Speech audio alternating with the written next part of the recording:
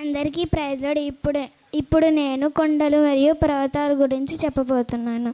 Ararat పర్వతం నోవాహు నిర్మించిన ఓడ జలప్రయాణం తరువాత టర్కీలో గల ఈ పర్వతంపై నిలిచినది.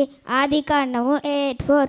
అరేయోపాగు కొండ ఏథెన్సు పట్టణంలో గల ఈ కొండపై అపోస్తలుడైన పౌలు సువార్త బోధించెను. అపోస్తల కార్యాలు 17:18-33 వరకు.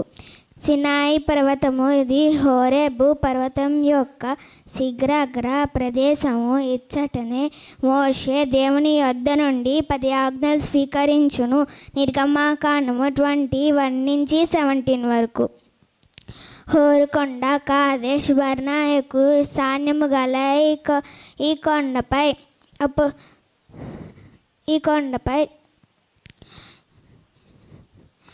అహరోను మృతి నందను. సంఖ్యాకాండము 20:25-29 వరకు. లెబానోను పర్వతము సొలొమోను దేవుని మందిరము నిర్మించుట కొరకు ఇచ్చట నుండి దేవదారు రాణులు తెప్పించును. 1 రాజులు 5:6-14 వరకు. కర్మెలు పర్వతము ఇది గలిలియా సముద్రమునకు పచ్చని దిక్కును గల ఈ పర్వతంపై ఏలియా బయలుదేవత ప్రవక్తలతో సవాలు చేసెను. 1 రాజులు 18-19.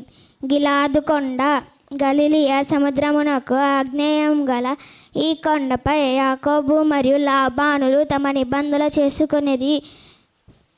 ఆదికాండము 31:20-49 వరకు.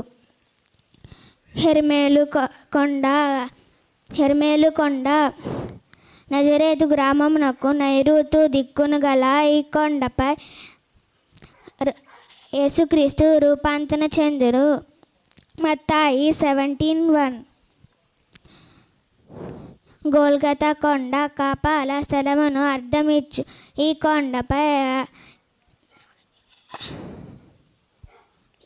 కొండపై